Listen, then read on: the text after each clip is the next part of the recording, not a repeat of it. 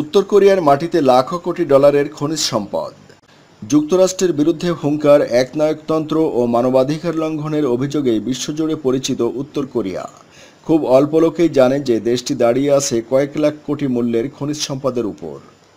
German মালিকানাধীন মার্কিন সংবাদ মাধ্যম বিজনেস ইনসাইডার এক প্রতিবেদনে জানিয়েছে, উত্তর কোরিয়ার ভূগর্ভে 6 লাখ কোটি থেকে 10 লাখ কোটি ডলার মূল্যের খনিজ সম্পদ রয়েছে।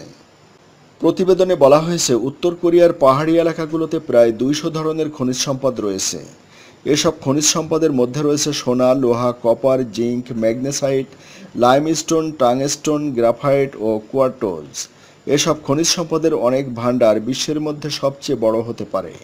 উত্তর কোরিয়া অতিরিক্ত রাজস্বের জন্য আন্তর্জাতিক আইন লঙ্ঘন করেই এসব সম্পদের কিছুটা আহরণ করছে। এতে আরও বলা হয়েছে, এসব খনিজ সম্পদ রপ্তানি করার মতো অবকাঠামোগত সামর্থ্য নেই উত্তর কোরিয়ার। এখন পর্যন্ত উত্তর কোরিয়াকে জ্বালানির জন্য চীন, দক্ষিণ কোরিয়া ও রাশিয়ার ওপর নির্ভর করতে হয়। Centre for strategic and international studies think ট্যাঙ্কের প্রতিষ্ঠাতা লয়েড ভাসেই জানান, উত্তর কোরিয়ার খনি থেকে সম্পদ উত্তোলনের পরিমাণ 1990 দশক থেকে 30% কমে গেছে। খনি থেকে উত্তোলনের সরঞ্জামের স্বল্পতার কারণেই এমনটা ঘটছে বলে তিনি মন্তব্য করেছেন।